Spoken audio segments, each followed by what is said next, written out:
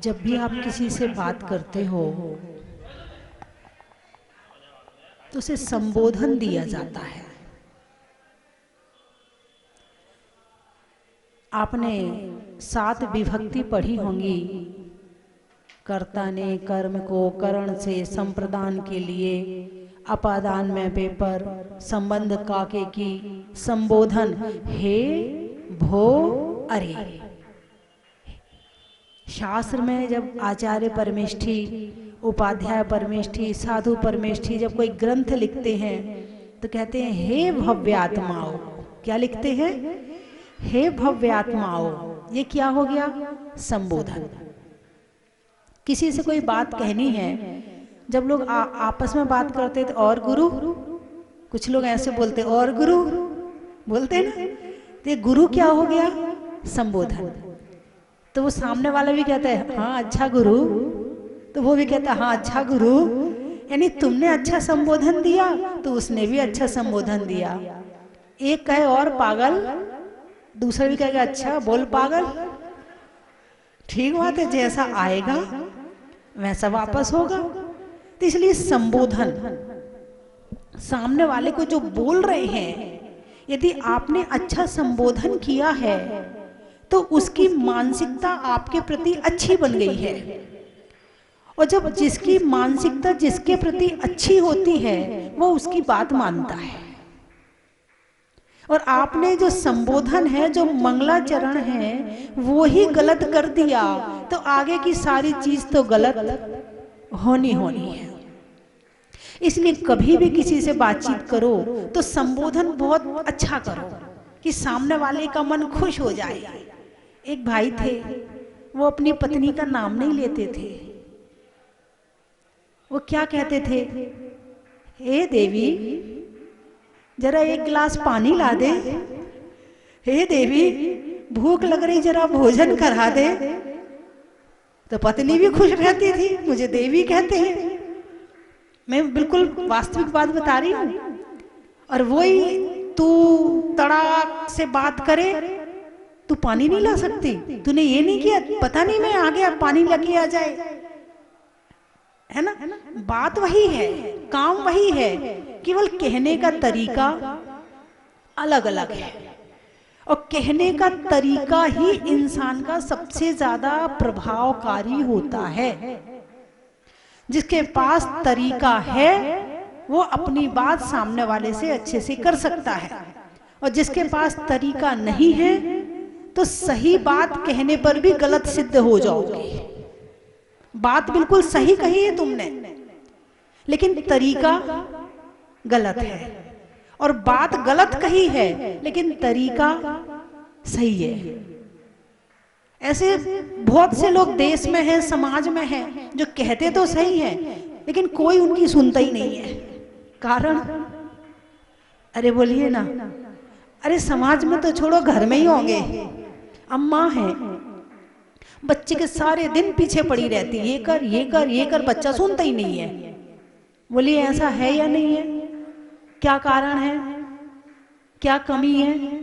बच्चा मैम की सुन लेता है, बच्चा स्कूल की टीचर की सुन लेता है, तुम्हारी नहीं सुनता है। कारण क्या है? कोई तो कमी होगी। बच्चे के अंदर बात मानने की आदत तो है। यदि बात मानने की आदत नहीं होती तो वो अपनी मैडम की भी बात नहीं मानता, अपनी चाची की भी बात नहीं मानता। यदि बात नहीं मानने की आदत होती तो उसके अंदर बात मानने की आदत तो है, मगर कारण क्या है कि क्यों नहीं मान रहा है? सामने वाले की गलती, वो नहीं मानता है, उसकी गलती नहीं। पहली गलती हमारी है। सामने वाले ने बात नहीं मानी तो सामने वाले की गलती बाद में है, पहले गलती हमारी है कि हमारे अंदर कुछ कमी होगी, इस कारण इसने मेरी बात नहीं मानी। तो संबोधन, बच्चे को गाली देके मत बोलो, बच्चे को तू तड़ाक करके मत बोलो। बच्चे, छोटा सा बच्चा भी है ना, तो जीवन में संबोधन एक बहुत बड़ी शक्ति है। यदि शक्ति ना होती तो 7 विभक्तियों के अंदर, 6 विभक्तियों के अंदर इस संबोधन को ना रखा जाता। इसका मतलब संबोधन बहुत बड़ी शक्ति है, सामने वाले को प्रसन्न भी कर देता है और सामने वाले को दुखी भी कर देता है, सामने वाले को नाराज भी कर देता है और सामने वाले को खुश भी कर देता है। केवल एक संबोधन। अभी बात शुरू नहीं की है, बात तो बाद में होगी, अभी केवल संबोधन ही किया है। छह ढाला के प्रवचन चल रहे हैं, छह ढाला पर आते हैं। छह ढाला में क्या कहा? ताही सुनो भवि मन थिर आन। इसमें संबोधन क्या है? कौन सा शब्द है? कोई बता सकता है या नहीं है? ताही सुनो भवि मन थिर आन। नहीं नहीं, शब्द बताओ, संबोधन शब्द कौन सा है इसमें? भवि। क्या है? भवि। भवि यानी भव्य, भवि यानी भव्य। पंडित दौलत राम जी ने छह ढाला शुरू करने के पहले पढ़ने वाले को भव्य कह दिया। हे भव्य, सुनो, ताही सुनो। कैसे सुनना? मन थिर आन। तुम कौन हो? भव्य हो। तुम कौन हो? भव्य हो। यदि कोई भव्य शब्द का अर्थ समझ लेना और उसको कोई भव्य कह दे तो उसे इतनी खुशी होगी कि दुनिया में इससे बड़ा आशीर्वाद हो ही नहीं सकता है। ये भव्य शब्द, भवी शब्द इतना बड़ा है, और किसी ने किसी को अभव्य कह दिया ना तो ये इतना बुरा शब्द है, इतनी बड़ी गाली है कि इससे बड़ी गाली दुनिया में हो ही नहीं सकती है। सारी गालियां छोटी हैं इसके सामने। भवी शब्द, भव्य। भव्य किसे कहते हैं? जिसके अंदर मोक्ष जाने की शक्ति होती है। जीव तो सब है मगर मोक्ष सब नहीं जा सकते हैं। कौन जा सकता है? भव्य जा सकता है। आप कौन हैं?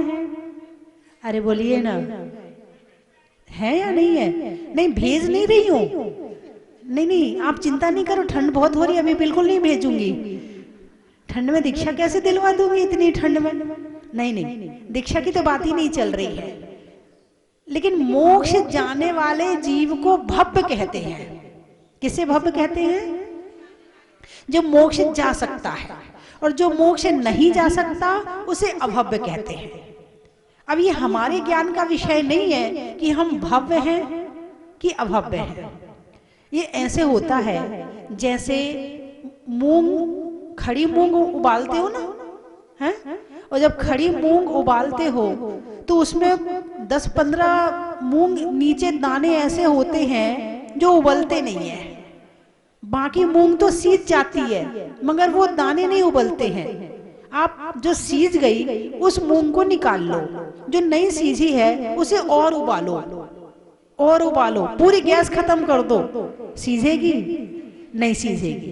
बस दुनिया में अभव्य इतने हैं जितने वो मूंग है, और दुनिया में भव्य इतने हैं जितनी सीजी हुई मूंग है।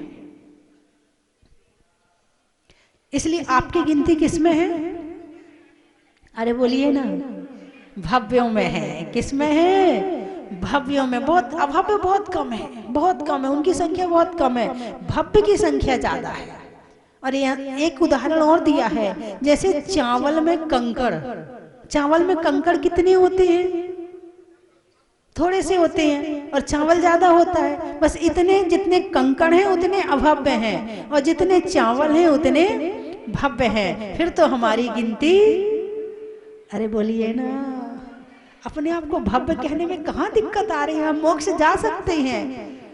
किसी को पता चल जाए मैं कलेक्टर बन सकता हूं, अभी उसने पढ़ाई करना शुरू नहीं की है, उसने पढ़ाई करना शुरू नहीं की है, लेकिन ज्योतिषी ने बता दिया कि ये कलेक्टर बन सकता है। अब क्या होगा? उसे अपनी क्षमता पता चल गई, उसे अपना पद पता चल गया, उसे अपना स्थान पता चल गया। अब वो कोशिश करेगा, मेहनत करेगा। किस लिए? कलेक्टर बनने के लिए। मैं बन सकता हूँ, ज्योतिषी ने कहा मैं बन सकता हूँ।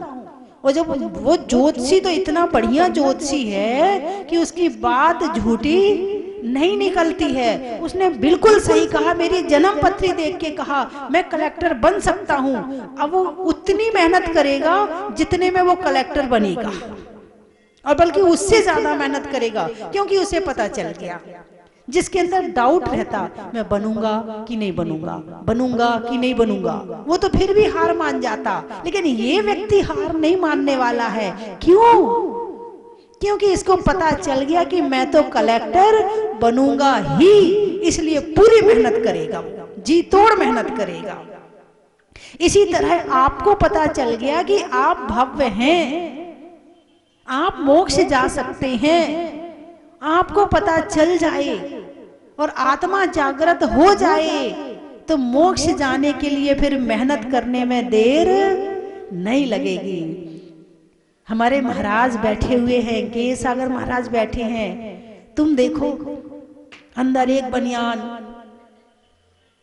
फिर एक इनर, फिर एक शर्ट, फिर एक और बनियान, फिर कोट, फिर मफलर, और ऊपर से फिर छत, और ऊपर के फिर कह रहे बहुत ठंड हो रही है।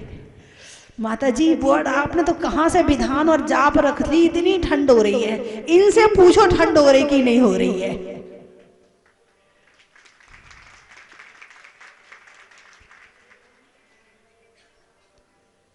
ये क्यों इतनी ठंड सहन कर रहे हैं? ऐसी कौन सी शक्ति है जिसके कारण से इनको ठंड सहन हो रही है और आराम से बैठे हुए हैं? मोक्ष। इन्हें पता चल गया है कि मैं मोक्ष जा सकता हूं। इन्हें पता चल गया मैं भव्य हूं, मोक्ष में जा सकता हूं। जब ऐसी भावना अंदर में आ जाती है तो मोक्ष जाने में जो जो काम करने पड़ते हैं वो सारे काम करेंगे और सारे कष्ट सहन करेंगे। तो भव्य कौन है आप? अरे बोलिए ना, भव्य है। बिल्कुल ठीक बात है। नमोकार मंत्र की जाप करी है, कितनी करी है? पहले दिन मेरे मन में भाव आया कि 21 लाख करवा दूं। फिर मैंने सोचा पता नहीं इतनी ठंड हो रही बैठेंगे कि नहीं। ये तो पक्का पता था बैठेंगे जरूर, क्योंकि नमोकार मंत्र के प्रति सबका समर्पण है। ऐसा कोई नहीं है जो नमोकार मंत्र के प्रति अपनी श्रद्धा ना रखता हो, और अकाट्य श्रद्धा है सभी का नमोकार मंत्र के प्रति। तो मुझे ये तो विश्वास था कि आप लोग बैठेंगे जरूर, लेकिन 21 लाख कर पाएंगे कि नहीं कर पाएंगे इस बात में थोड़ा सा डाउट था मुझे। तो मैंने जब स्थापना हुई उस समय मैंने 11 लाख करवा दिए, और जो हमारे यहाँ के कार्यकर्ता थे उनने व्हाट्सएप पे 5 लाख का मैसेज भिजवा दिया कि 5 लाख जाप होगी। अब जाप हो शुरू हुई, और जो यहाँ का मैंने श्रद्धान देखा, जो यहाँ के लोगों की मैंने भक्ति देखी, इन्होंने 5 नहीं, 11 नहीं, 21 नहीं, मुझे ऐसा लगता कि इन्होंने 25 लाख जाप करी है। बहुत अच्छा लगा, बहुत अच्छा लगा। और ऐसी सर्दी में हमारी महिलाएं रात के 10-10 बजे तक बैठी रहती थी। हाथ ठंडा हो जाता था, अब लौंग गिनने के लिए हाथ तो निकालना पड़ेगा। एक बहन जी आके बोली माता जी माला से करने की परमिशन दे दो, हाथ अंदर करेंगे। और मैंने कहा ना, जैसे ही हाथ को गर्माहट मिलेगी नींद तुरंत आ जाएगी, और बाहर लौंग रहेगी और ठंडा रहेगा हाथ तो नींद भी नहीं आएगी, माला ज्यादा हो जाएगी। क्योंकि माला हाथ में आते निश्चिंत हो जाता है आदमी। अब मुझे तो माला फेरनी नहीं, माला तो माला को फेरनी है, तो वो सो जाता है और माला फिरती रहती है। लेकिन लौंग में तो एक यहाँ से उठाओ, यहाँ रखो, यहाँ से उठाओ, पूरा काम करना पड़ता है, तो नींद भी नहीं आती है। ऐसे बहुत सारे प्रैक्टिकल हैं जिसमें उन्होंने बताया, बोले माता जी हम माला फेरने बैठते थे और एक माला तो मुश्किल से होती थी, और दूसरी माला में नींद आ जाती थी। लेकिन लौंग से जाप जो आपने मुझे बताई है तो 35 माला फेर लेती हूँ, नींद नहीं आती है। तो इसीलिए मैंने लौंग से करवाई है। लौंग का प्रभाव अलग है और माला का प्रभाव अलग है। लौंग से जाप करने में सबसे ज्यादा फल मिलता है। हमारे गुरुजी आचार्य सन्मति सागर जी हमेशा इसी तरह से लौंग से जाप करवाते थे और करोड़ों जाप करवाई उन्होंने भी। तो नमोकार मंत्र आपने बहुत अच्छी तरह से जाप करी। अब मैं देखूंगी कि किसने कितनी जाप करी है, देखूंगी, लिस्ट मंगवाऊंगी मैं, सब पता चल जाएगा मुझे कितनी करी और कितनी कर सकते हैं और कितनी ज्यादा करी और कितनी कम करी, वो सारी देखूंगी मैं अब आपकी। और मुझे लगता है घर में जो लोग रहते हैं उन लोगों ने भी जाप करी है। तो बात चल रही है संबोधन की। किसकी चल रही है? संबोधन की। कि संबोधन हमेशा अच्छा करो। पंडित दौलत राम जी भव्य कह रहे हैं, ऐसे ही तुम सामने वाले से जब बात शुरू करो तो जय जिनेंद्र तो तुम बोलते ही बोलते हो, लेकिन और शब्द एक तो कोई ना कोई प्रयोग जरूर करते होगे या नाम ही लेते होगे। नाम मत लो, क्या नाम मत लो, जैसे जय जिनेंद्र करते हो। कितने लोग हैं जो सुबह उठकर अपने घर वालों से जय जिनेंद्र करते हैं?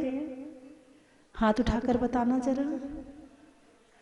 ओहो, आप सुबह का मंगलाचरण नहीं करते हो, फिर आपका दिन कैसे अच्छा निकलेगा घर वालों के साथ में? सुबह सो के उठ के जय जिनेंद्र जरूर करना चाहिए, है ना? सामने वाले से बातचीत करने का ये पहला मंगलाचरण हो गया। करोगे कि नहीं करोगे? अच्छा, 1 महीना का नियम ले लो कि सुबह सो के उठ के घर वालों से सबसे जय जिनेंद्र करेंगे। 1 महीने का नियम ले लो। अच्छे से हाथ उठाओ, कौन कौन कर सकता, कौन कौन ऐसा है जो जय जिनेंद्र कर सकता है? हर्रा लगे ना फिटकरी, रंग चोखा हो जाए। पीछे भी देख रही हूं मैं, पीछे मेरी पूरी नजर है धूप वालों पर। जिनेंद्र भी हो जाएगी आपकी, वो आपको वापस ना कर पाए, जब वो आप घर जाओगे तो वो आपको वापस दे देंगे, आप दे आया करो। तो जय जिनेंद्र ये क्या है? सुबह का मंगलाचरण है। जब पति पत्नी सुबह सोकर उठे तो क्या करना चाहिए? अरे बोलिए ना, तो मुंह में ही बड़बड़ा लिया, सामने वाला सुने ना सुने, माता जी का नियम तो पूरा हो गया। नहीं, हाथ जोड़ना है, चेहरे पर मुस्कुराहट लानी है, उसके बाद कहना हे देवी। पुरुषों के लिए नियम, अरे बोलिए ना, ऐसे ही करना है इसको। हाँ, अन्यथा मत लेना, ये बहुत बड़ा आपका महामंत्र हो जाएगा, काम करेगा, सुख शांति आ जाएगी घर में आपकी। क्या करना है? सुबह सुबह हाथ जोड़ना है, चेहरे पर मुस्कुराहट लाना है, और फिर क्या कहना है? बोलिए। अरे अपनी देवी को सम्मान देने में क्यों पीछे हट रहे हो? वही तो तुम्हें रोटी खिलाती है, वही तुम्हारे कपड़े धोती है, और उसको जज नहीं कर सकते हो? ना ना ना, ऐसा मत करो। चलिए उठाइए हाथ, क्या बोलना है? पीछे वाले हे देवी बोलिए, क्या बोलोगे? इतना देखो, एक शब्द, अपनों को एक शब्द बोलने में, एक संबोधन देने में कितनी मेहनत लग रही है। सामने वाले का अपमान करने की कितनी आदत पड़ी है कि सम्मान देना मुश्किल हो रहा है। क्या बोलना है? बोलिए हे देवी, जोर से बोलो, जोर से बोलो, मफलर हटाओ मुंह से। हाँ, अब बोलो हे देवी। पीछे वाले हे देवी, टीवी वाले बोलो हे देवी। अरे बोलो ना, धर्मेंद्र जी बोलो हे देवी जय जिनेंद्र। बिल्कुल ऐसे ही बोलना है 1 महीना तक, आप इसका प्रभाव देख लेना, ठीक है? अब अच्छा, हाँ, इधर से आवाज। पंडित जी आपने हाथ उठाया कि नहीं? उठा लिया दोनों पंडित जी ने।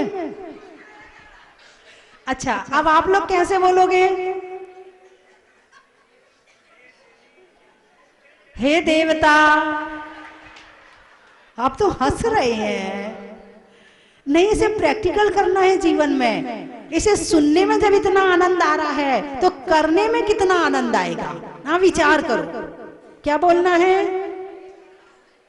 हाथ जोड़ो, फिर मुस्कुराओ, फिर कहना हे देवता, जय जिनेंद्र, हे पति परमेश्वर।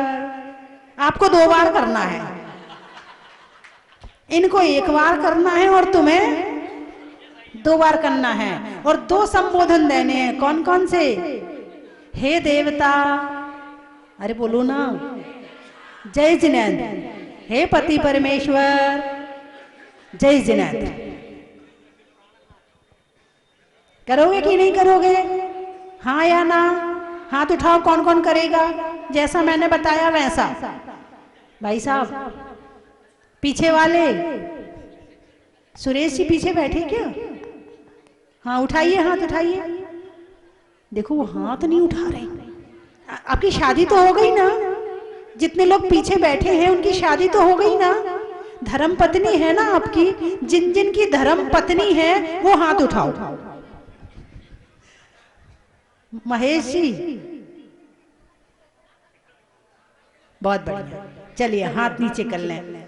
फिर आप बाहर आ गए। बाहर आने के बाद फिर आपके बच्चे मिले।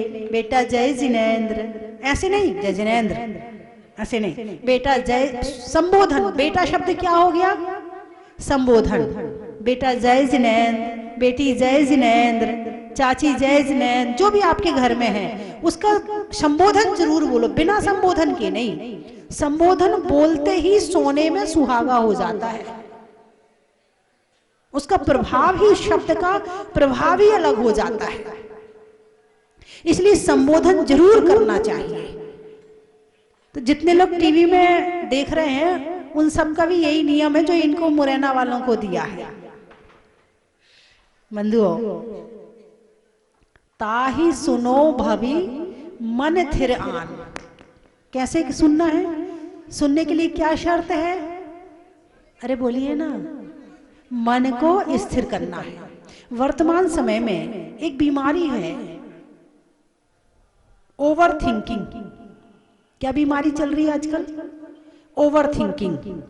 ओवर थिंकिंग यानी विचार बहुत तेजी से और बहुत ज्यादा दिमाग में आना।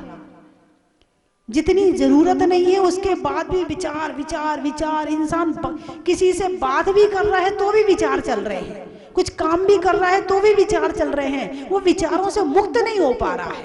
इसको कहते हैं ओवर थिंकिंग। ओवर थिंकिंग से क्या हो रहा है? अस्थिरता आ रही है। जिस काम में स्थिरता होनी चाहिए, जो काम आप कर रहे हो उसमें प्रसन्नता हो, स्थिरता हो, संतोष हो, तो आनंद आता काम करने में। और विचार ही विचार चलते रहें तो काम करने में आनंद नहीं आता है। और इसका कारण है अधिक जानकारी, ओवर इंफॉर्मेशन। इसका कारण ये है, पहले के समय में इतने साधन नहीं थे, इतनी सुविधा नहीं थी, मोबाइल नहीं थे, लैपटॉप कंप्यूटर नहीं थे, और इतनी ये सारी चीजें नहीं थी।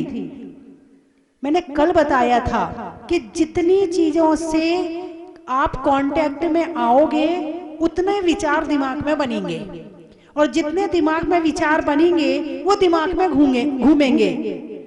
और जितनी कम चीजों से कांटेक्ट में आओगे, संबंध कम चीजों से रखोगे, उतने विचार भी कम बनेंगे। और जितने कम विचार बनेंगे उतना मन शांत रहेगा। जैसे सागर है, सागर में लहर उठती है। एक लहर धीमी धीमी धीमी धीमी चाल से चल के आई, किनारे पर खत्म हो गई।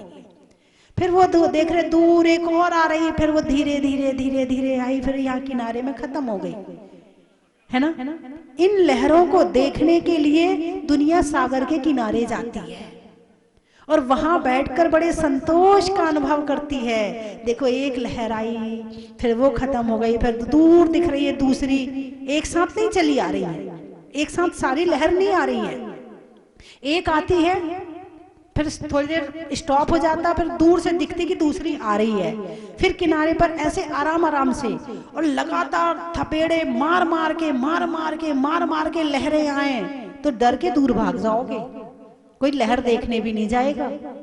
ऐसे ही विचार है। एक विचार मन में आया, शांति से आया, उसे सोचा, फिर उसके बाद रेस्ट मिला, फिर दूसरा विचार आया, फिर उसे सोचा, फिर उसे के बाद तीसरा विचार आया तो मन शांत रहता है। लेकिन एक विचार के बाद दूसरे विचार को आने में टाइम ना लगे और लगातार तेजी से तेजी से तेजी से विचार चलते रहे, इंसान पागल हो जाता है। दूसरा उसे परेशान करे ना करे, वो खुद से परेशान हो जाता है। तो आजकल ये बीमारी बच्चों में बहुत ज्यादा चल रही, बड़ों में भी है, क्योंकि बड़े भी बहुत टेंशन करते हैं।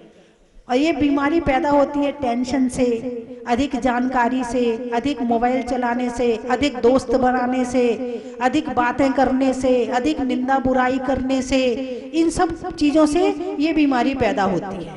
आपको तो नहीं है ना? अरे बोलिए ना, नहीं है? और कुछ लोग तो ऐसे होते हैं, जब ये ओवर थिंकिंग होती है तो रात को नींद भी नहीं आती है, बेचारे सो भी नहीं पाते हैं, सोते सोते भी विचार विचार विचार विचार, उसको नींद भी नहीं आ, बस सोचते रहता है, सोचते रहता है। तो ये ओवर थिंकिंग की बीमारी कैसे ठीक होगी? धर्म से ठीक होगी, ध्यान से ठीक होगी। धर्म क्या करेगा? चिंता मुक्त करेगा। धर्म क्या करेगा? संतोष देगा। धर्म क्या करेगा? संसार से संबंध तोड़ करके खुद से संबंध बनाने की शक्ति देगा। और जब ये सारी चीजें होगी तो मन शांत होगा। और ये छेड़ाला जो पढ़नी है, ताही सुनो भवी मन थिरयान। छेड़ाला कब समझ में आएगी? जब मन में स्थिरता होगी। बिना स्थिरता के छेड़ाला समझ में आ ही नहीं सकती है।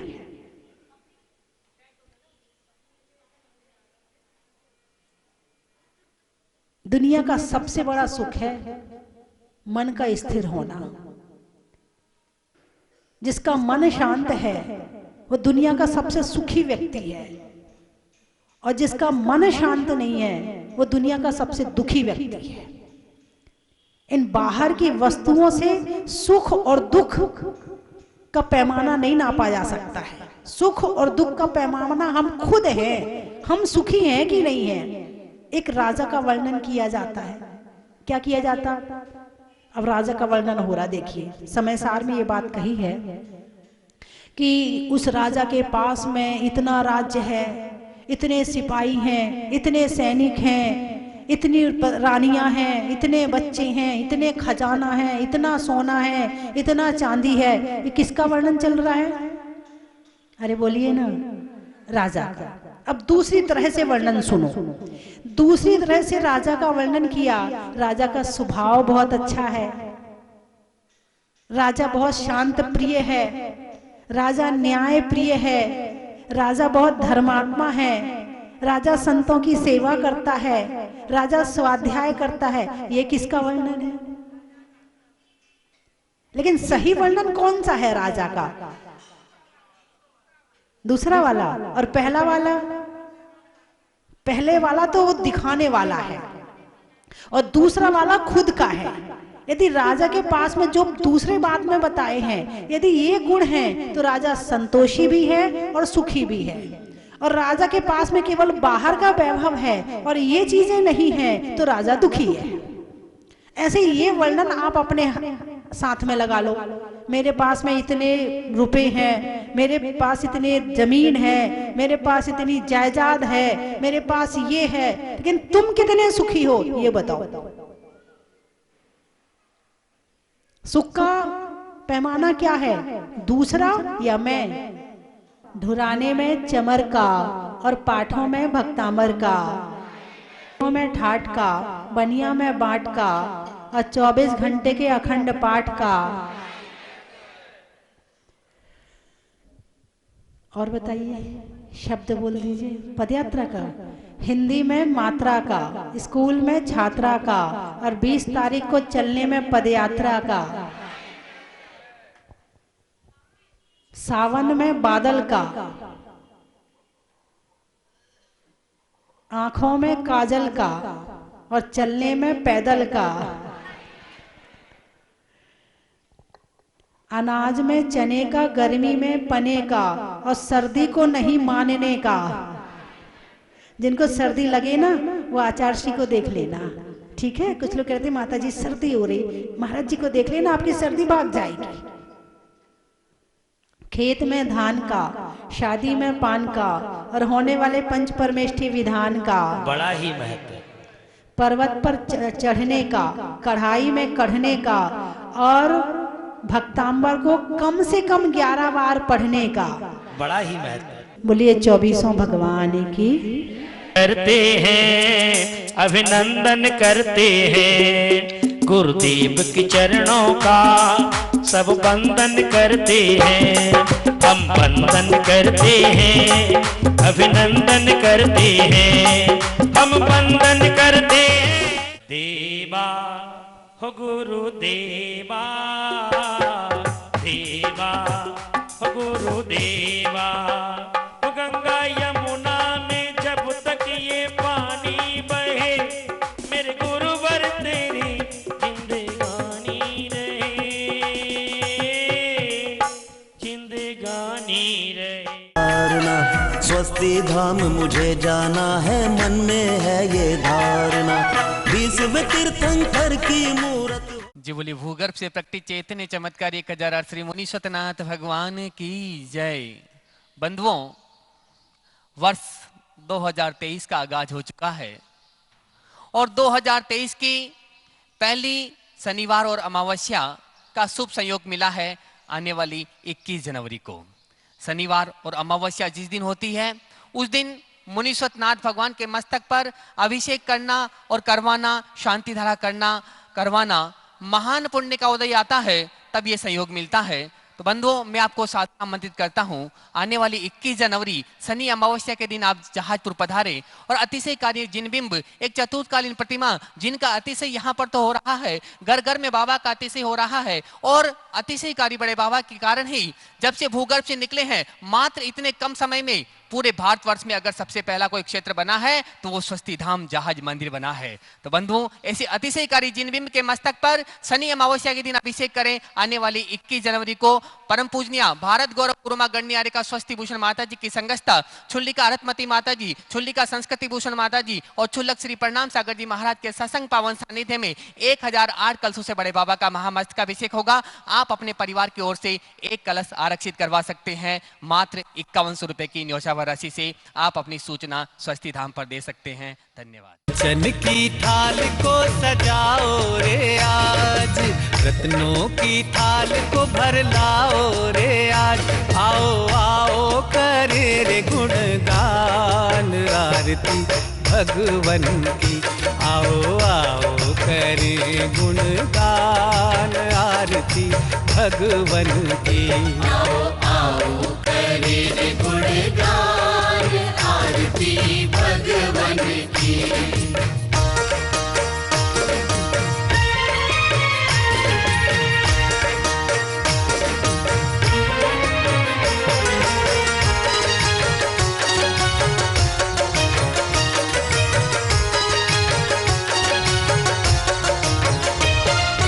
पिता सुमित्र के राज दुलारे, माँ पद्मा जी के नैनों के तारे, पिता सुमित्र के राज दुलारे, माँ पद्मा जी के नैनों के तारे, राजगृही में जन्म लियो आप, राजगृही में जन्म लियो आप, आओ आओ मनाए खुशी आज आरती भगवन की, आओ आओ करे गुणगान आरती भगवन की, आओ आओ करे गुणगान आरती भगवन की।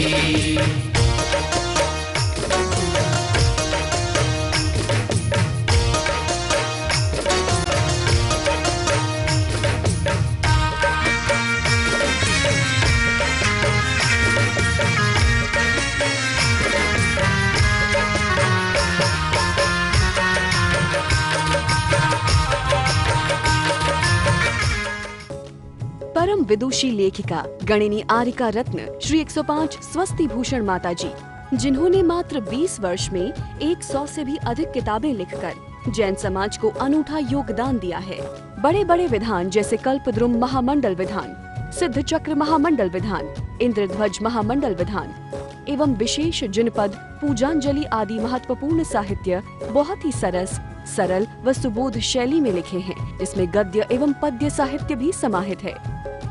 इन महान साहित्यों को पढ़कर आप भी अपने ज्ञान का विकास कर सकते हैं। साहित्य प्राप्त करने हेतु आज ही संपर्क करें। संपर्क सूत्र 7906062500 9868345768।